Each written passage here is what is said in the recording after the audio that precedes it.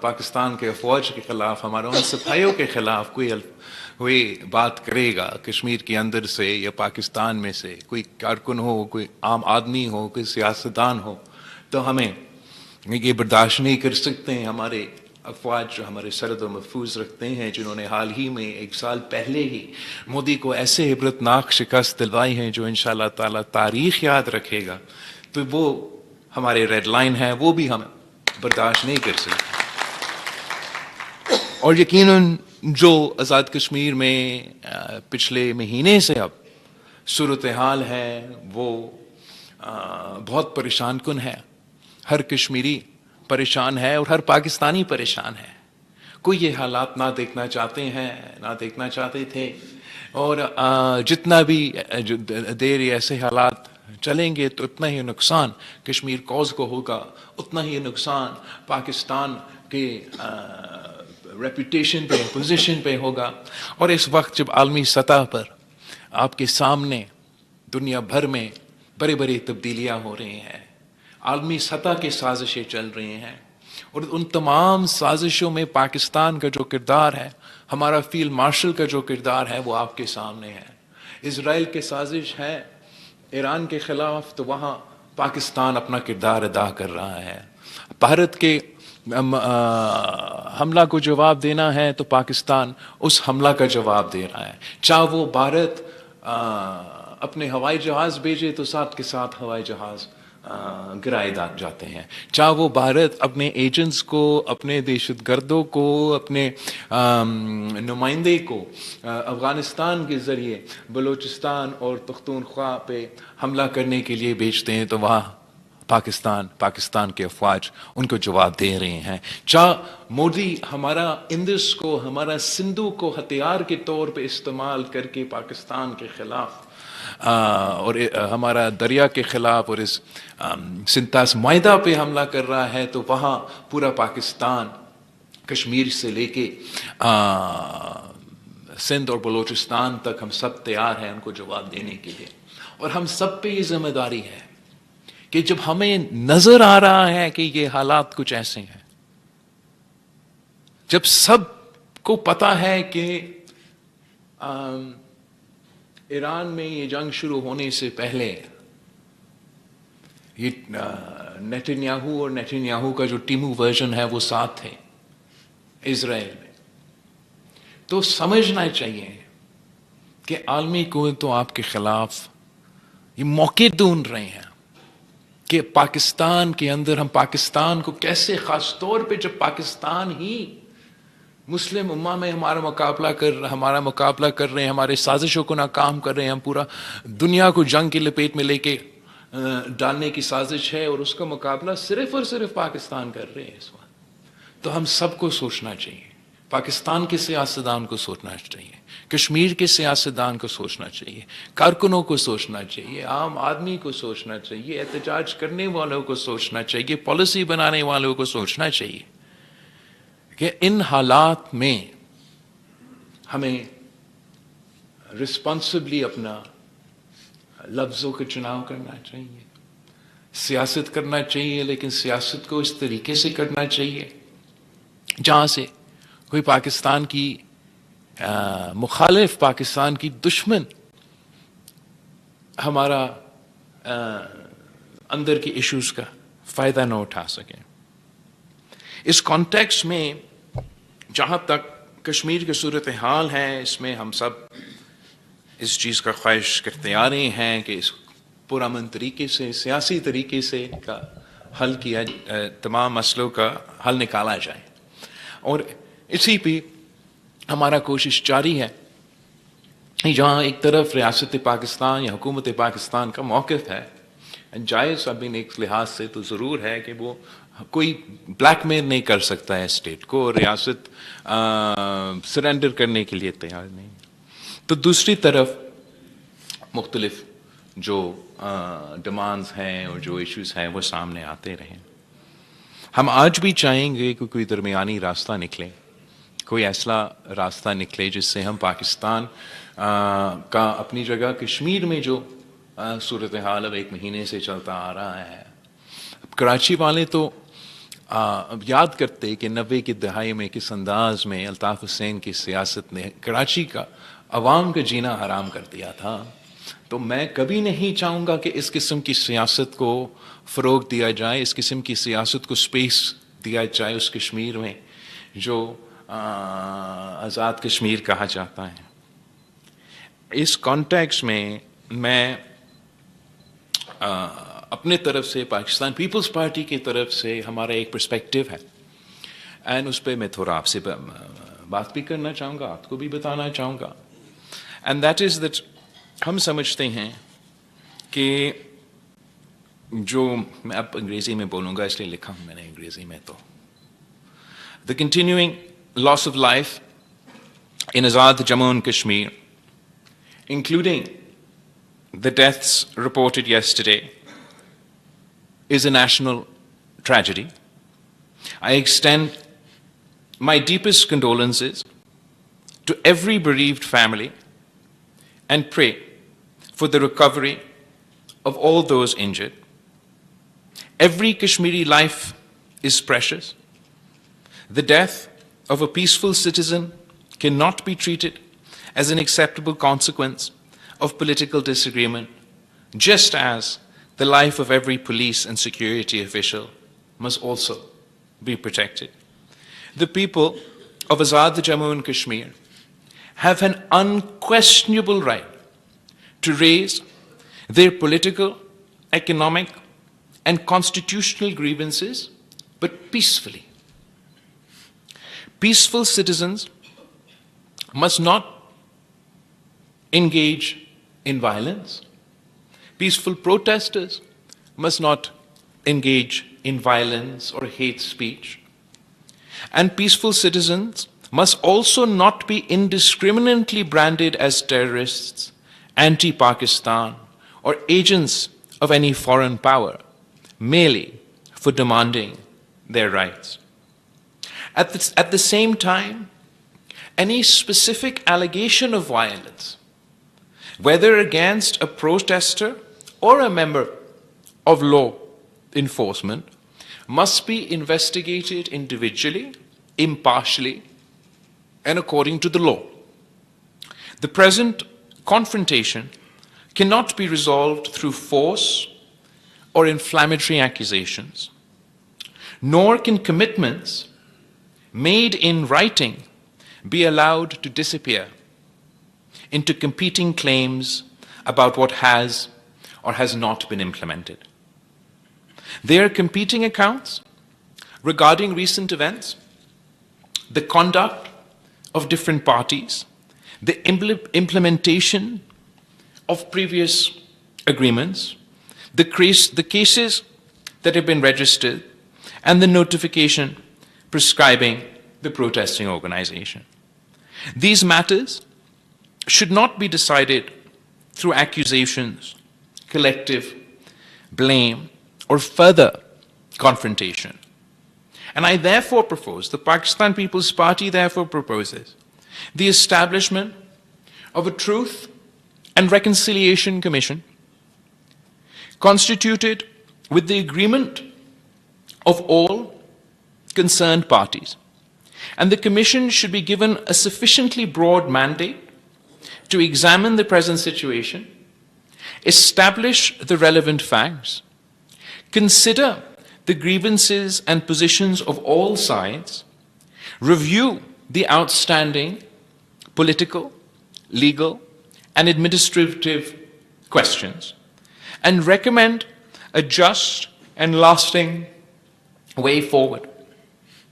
I have already opposed on the floor of the National Assembly questions or questioning the Kashmiri identity of the people of Rawalakot. Let me reiterate, no one sitting in Islamabad has the right to determine who is or who is not a Kashmiri. The dignity and the identity of the people of Azad Jammu and Kashmir are not conditional upon their agreement with any government. And I appeal to the protesters to ensure that their activity is peaceful and to cooperate in creating the space required for immediate and meaningful political negotiations. This appeal is not a request for surrender or silence. It is an appeal to save lives while pursuing a just political settlement. Pakistan's relationship with the people of Kashmir must be founded upon consent, dignity, democratic rights, and mutual respect. At this grave moment, our first responsibility is to prevent further bloodshed and restore trust through verifiable actions. So I therefore appeal to the protesters to suspend its activity and sit-ins and long marches once agreement has been reached on the formation of such a commission. Correspondingly, the authorities and the government should refrain from further measures pending the outcome of such a Truth and Reconciliation Commission. If this proposal is acceptable to the government of Pakistan, if this proposal is acceptable to the government of Azad Kashmir, if this proposal is acceptable to the protesters, and if and only if all parties are willing to accept such a proposal, then of course the Pakistan People's Party is ready to play its part to help resolve the current crisis in the best interest of the people of Kashmir. मैंने डार साहब से भी बात किया है और उन्होंने भी मुझे यकीन दिलाई है कि वो वज़ीर आज़म साहब से बात करके मेरे इस तजवीज़ के बारे में he will get back to me. तो उस कॉन्टेक्स्ट में मैं इंतज़ार कर रहा हूँ. हम अपने जो मौक़िफ़ है या अपना जो हल है, हम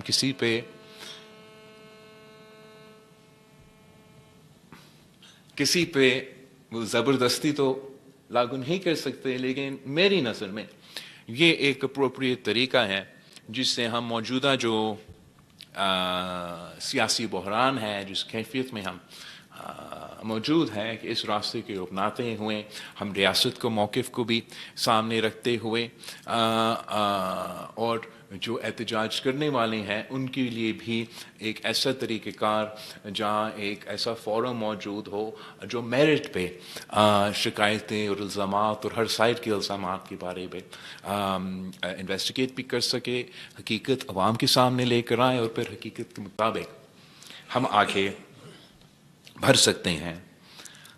इसके मौजूदा हालात में इलेक्शन आज़ाद कश्मीर में लड़ना मुश्किल तो ज़रूर है, लेकिन पाकिस्तान पीपल्स पार्टी कभी इलेक्शन से पीछे नहीं हटती. हम जानते हैं कि शायद कुछ लोग सोच रहे थे कि पाकिस्तान पीपल्स पार्टी अब जीबी में भी जीत के आए हैं और उनका सोच ये था कि अगर हालात ऐसे होंगे तो पाकिस्तान पीपल्स पार्टी की क़यादत उस तरीके से कैंपेन नहीं कर सकेंगे जैसे गिलगित बल्तिस्तान में कैंपेन किया. लेकिन ये तो उनका गलतफहमी है. मैं यहाँ हूँ, कहीं नहीं जा रहा हूँ. उम्मीद है कि मसला हल हो, लेकिन हल हो या ना हो, मैं अपने कश्मीरी अवाम के साथ रहूँगा. पाकिस्तान पीपल्स पार्टी के कारकुन के साथ, आप मेरे ओहदेदारों के साथ, और इलेक्शन तक हमारा साथ है. और इंशाअल्लाह ताला इलेक्शन के बाद हम मिलके हुकूमत भी बनाएंगे और तमाम हालात को हम संभालते रहेंगे. ये बहरान जो है, ये क्राइसिस जो है, ये आज के नहीं. एंड आई थिंक इनके मल्टीपल फैक्टर्स है. एक तो आर्ग्यूमेंट ये ज़रूर है कि ये तो एक मैन मेड क्राइसिस है, ये कोई गैर सियासी हैंडलिंग की वजह से और गैर नामुनासिब बयानात की वजह से ये क्राइसिस इस पोजीशन पे आया है. और मैं बिल्कुल समझता हूँ कि this is federal ministers made crisis, انہی نے اب اس کا ایسے کردار ادا کرنا ہے جس سے ہم سب راستہ نکال سکیں. لیکن underneath there are definitely endemic issues that need to be addressed.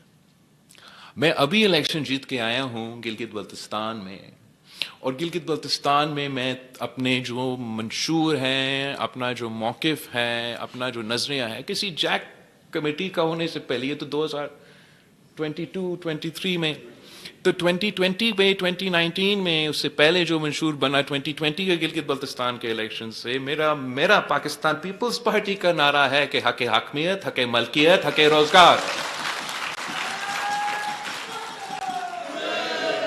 شاید دوسروں کا زیادہ ایکسٹریم انٹرپریٹیشنز ہیں، پاکستان پیپلز پارٹی کا اپنا نظریہ ہے، اپنا منشور ہے. گلگت بلتستان کا کانٹیکسٹ تو اپنی جگہ، ان کا اپنا ہی جد و جہد ہے اور اپنا ایک طویل جد و جہد ہے. آزاد کشمیر کا کانٹیکس میں ہم تو نسل در نسل جو حق حاکمیت کے جد و جہد ہے، عالمی سطح پہ، بیرون ملک بھی، انٹرنیشنل لاء کے کانٹیکس میں بھی، اور ملک کے اندر بھی پاکستان پیپلز پارٹی لڑتے آ رہی ہے. ہم نے جو عالمی سطح پہ حق حاکمیت کا جد و جہد، آزاد کشمیر کا، مقبوضہ کشمیر کا مل کے جو جد و جہد ہم لڑ رہے ہیں جموں اینڈ کشمیر کے لیے، وہ رائے شماری کی صورت میں، وہ سیلف ڈٹرمنیشن کی جد و جہد کی، رائٹ ٹو سیلف ڈٹرمنیشن کی جد و جہد کی صورت میں، وہ جد و جہد قائد عوام شہید ذوالفقار علی بھٹو نے لڑا بحیثیت آپ کا وزیر اعظم، بحیثیت آپ کا وزیر خارجہ. وہ جد و جہد شہید محترمہ بینظیر بھٹو نے لڑی تھی بحیثیت آپ کے وزیر اعظم. شہید بی بی نے تو آزاد کشمیر کی آبزرور سٹیٹس دلوائی تھی OIC میں. قائد عوام نے، جیسے یاسین صاحب کہہ رہا تھا، پاکستان کے اندر یہ صدارتی نظام اور جوائنٹ سیکرٹری کے نیچے جو آزاد کشمیر چلتا تھا، وہ نظام ختم کر کے آپ کو پارلیمانی نظام دے دی، اور جو آپ کے حق حاکمیت کا پاکستان کے اندر کا جد و جہد، اس کا بھی قیادت قائد عوام شہید ذوالفقار علی بھٹو، اور عالمی سطح پر کشمیر کے حق حاکمیت کے جد و جہد، اس کا بھی قیادت قائد عوام شہید ذوالفقار علی بھٹو نے کی ہے. اب موجودہ صورتحال میں ہم ایک انچ پیچھے ہٹنے کے لیے تیار نہیں جہاں تک آپ کا عالمی سطح کا جد و جہد ہے. اور جب میں اس ملک کا وزیر خارجہ تھا، سب سے نوجوان وزیر خارجہ تھا، لیکن پھر بھی چاہے وہ عالمی یونائٹڈ نیشنز میں ہو، چاہے وہ بھارت کا اپنا سرزمین پہ میں موجود تھا، میں کشمیر کے کوز کو، کشمیر کے عوام کے آواز کو بار بار اٹھاتا رہا. وہ تو ہم اٹھاتے رہیں گے، اس پہ تو کوئی دو رائے نہیں ہے. اس پہ تو ہم سب کو ایک پیج پہ ہونا چاہیے اور ایک طریقے سے اور ایک انداز سے اپنا آواز اٹھانا چاہیے اور حوصلہ اور ہمت دلوانا چاہیے ہمارے کشمیری بہن بھائی جو LOC کو اس طرف جد و جہد کر رہے ہیں. پاکستان زندہ باد کا نعرہ لگاتے ہوئے شہید ہو جاتے ہیں تو پھر پاکستان کے جندہ میں دفن ہو جاتے ہیں. ان کے لیے ہم یہ جد و جہد لڑ رہے ہیں. جہاں تک پاکستان کی اندر کی آپ کی حق حاکمیت کی سوال ہے، اس سوال کا جواب بھی، اس کا فیصلہ بھی نہ اسلام آباد کر سکتا ہے، نہ پاکستان کا کوئی اور شہر کر سکتا ہے. کشمیر کا فیصلہ کشمیر کرے گا اور کوئی نہیں کر سکتا. میں واقعی سمجھتا ہوں کہ ہم 1947 سے چلتے آ رہے ہیں. 1970s میں قائد عوام نے ہمیں یہ پارلیمانی نظام دیا. اب جبکہ ہم 2026 میں ہیں، میں یہ کشمیر کے عوام سے سوال پوچھنا چاہتا ہوں کہ کیا آپ مطمئن ہو؟ آپ مطمئن ہو موجودہ جس انداز سے ہمارا ریاست کے اندر ریاست پاکستان کے ساتھ جو ریاست آزاد کشمیر کا تعلقات ہیں، اگر آپ مطمئن ہو، اگر آپ کہتے ہیں کہ ایسے ہیں تو ایسے ہم خوش ہیں اور ہم چاہتے ہیں کہ ایسے ہی رہے، تو سرانکوں پہ یا آپ کا حکم، آپ کا فیصلہ. لیکن اگر آپ کا فیصلہ یہ ہے کہ ہمیں اپنا عالمی جدوجہد کو کوئی نقصان پہنچائے بغیر اگر ایسا کوئی طریقہ ہے، ایسا کوئی راستہ ہے کہ آپ مزید حقوق آزاد کشمیر کے عوام کو دلوا سکتے ہیں، جس پہ وہ سیاسی طور پہ، معاشی طور پہ اور انتظامی طور پہ مزید مضبوط ہو جائے، اور وہ کسی وفاقی آزاد کشمیر کی وزارت کے پیچھے یا وزیر اعظم کے پیچھے پھرنے کے بجائے، اس چیز کے انتظار کرنے کے بجائے کہ میں نیشنل اسمبلی پہنچوں گا اور اس دن کشمیر کا ٹاپک آئے گا، کہ وہ خود اپنے مستقبل کے فیصلے کرے، وہ خود اپنا قسمت کے فیصلے کرے. تو میرے نقطہ نظر طریقہ کار موجود ہے جہاں آپ عالمی سطح کا آپ کا جو جدوجہد ہے اس کا تحفظ اپنی جگہ، مگر ملک کے اندر جو آزاد کشمیر کے انتظامی، سیاسی اور معاشی حقوق کے بارے میں اصلاحات کی ضرورت ہے. وہ اصلاحات کیا ہوں گے؟ میرے خیال میں ایک الیکشن کے بعد ایک کانسٹیٹیوشنل کنونشن بلایا جا سکتا ہے. اس کانسٹیٹیوشنل کنونشن میں یہ سوال رکھا جا سکتا ہے کہ کیا مزید اصلاحات کی ضرورت ہے. شروع ہم اگر کرتے ہیں یہ جو رہ گیا ایشو ریزرو سیٹس کے بارے میں، آپ فیصلہ کریں. دوسرے کچھ لوگ سمجھتے ہیں کہ نہیں، یہ بہت ضروری ہے اور ایسا ہی رہے. میں پاکستان پیپلز اس پوزیشن کا، ہم نے تو ماضی میں الیکشنز میں اس کا نقصان بھی اٹھایا ہے. پچھلے الیکشن جو یاسین صاحب کہہ رہا تھا، جہاں پاکستان پیپلز پارٹی اپوزیشن میں، وفاق میں پی ٹی آئی کی حکومت، آزاد کشمیر میں نون لیگ کی حکومت، اس کے باوجود ہم 13 سیٹیں لے کر آئے، اور وہ 13 سیٹس، ان 13 سیٹس میں سے 12 سیٹیں تو آپ نے لے کے دی مجھے. اب obviously پی ٹی آئی کا دور تھا، سلیکٹ ہی کرنا تھا انہوں نے حکومت، الیکٹ ہی نہیں. تو وہ ان کا اپنا حکومت قائم کرنے میں وہ ریفیوجی سیٹس کا بہت بڑا کردار تھا. لیکن پاکستان پیپلز پارٹی نے کبھی اس پہ اس انداز سے یا کوئی اعتراض نہیں کیا. جبکہ اب خود آپ اس پہ سوال کر رہے ہیں تو بالکل میں کسی کا بلیک مین ہونے کے لیے تیار ہوں. کوئی بندوق کے زور پہ یا دھرنا کے زور پہ نہ آئین ترمیم ہو جاتا ہے، نہ ہم ڈکٹیشن کل ماننے کے لیے تیار تھے، نہ آج ماننے کے لیے تیار ہے، لیکن ڈیبیٹ کرنے کے لیے تیار. آپ آئے کنونشنل کانسٹیٹیوشنل کنونشن میں آئے، آپ اپنا موقف دے. میرا نظر میں ہم جو ہمارے مہاجرین کے نمائندے ہیں ان کا وہ ووٹ کا بھی ہم تحفظ کر سکتے ہیں، ان کا نمائندگی کا تحفظ بھی کر سکتے ہیں، اور ساتھ ساتھ اس چیز کا انشور بھی کر سکتے ہیں کہ کشمیر کا فیصلہ تو کشمیر ہی کرے. کوئی اور ملک نہیں، کوئی اور صوبہ نہیں، کوئی اور علاقہ نہیں جو یہ برداشت کرے کہ سندھ کا الیکشن ہو 12 سیٹیں، پنجاب میں الیکشن ہو. وہ تو آپ، مجھے نہیں پتا آپ لوگ نے اتنا دیر کیسے برداشت کیا.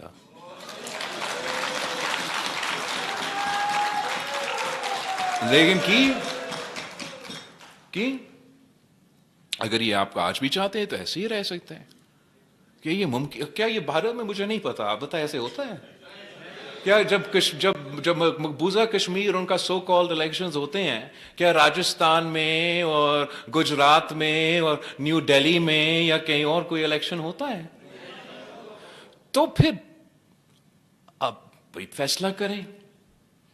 آپ اگر چاہتے ہو کہ 12 سیٹیں ہوں تو 12 سیٹیں، اگر آپ چاہتے ہو کہ 14 سیٹیں ہو تو 14 سیٹیں، اگر آپ چاہتے ہیں کہ ختم کر لیتے. لیکن نمائندگی پہ، ان کی نمائندگی پہ پیپلز پارٹی کمپرومائز کرنے کے لیے تیار نہیں. میں مہاجرین یہ نمائندے آپ کے پارلیمان میں دیکھنا چاہتا ہوں، ان کا آواز بھی، ان کا ووٹ کا حق بھی ہو، ان کو ووٹ ملنے کا حق بھی ہو، مگر مختلف طریقہ کار ہے. جو طریقہ کار ہے وہ ٹیکنیکلٹیز ہے، وہ آپ فیصلہ کریں. لیکن یہ حق حاکمیت کا سوال اگر ان 12 سیٹوں پہ پھنسا ہوا ہے تو یہ تو اتنا جلدی ہمیں ختم کرنا چاہیے. اس کے علاوہ پیپلز پارٹی تو سمجھتا ہے، یا پیپلز پارٹی میں اس پہ اجتماعی رائے کی اپنی جگہ، میرا اپنا یہ ماننا ہے کہ اب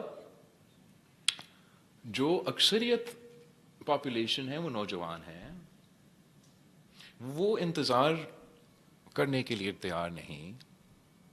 تو یہ بھی سوال کیا جائے کہ جس طریقے سے شہید محترمہ بینظیر بھٹو نے کشمیریوں کو عالمی سطح پر OIC میں آبزرور اسٹیٹس کا نمائندگی دی، تو میرا بھی ایک خواب ہے کہ میں کشمیر کے عوام کو عبوری سطح پہ اسی قسم کی آبزرور اسٹیٹس NFC میں، CCI میں، نیشنل اسمبلی میں، یا سینیٹ آف پاکستان میں، اگر آپ چاہتے ہیں تو.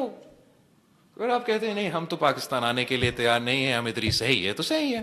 لیکن میرا خیال میں کہ اگر آپ وہاں ساتھ ہوتا، آپ کے نمائندے ساتھ ہوتے عبوری طور پہ آبزرورز کے، تو پھر اس کے بجائے کہ پورا آزاد کشمیر کو 30 دن بند کرنے کا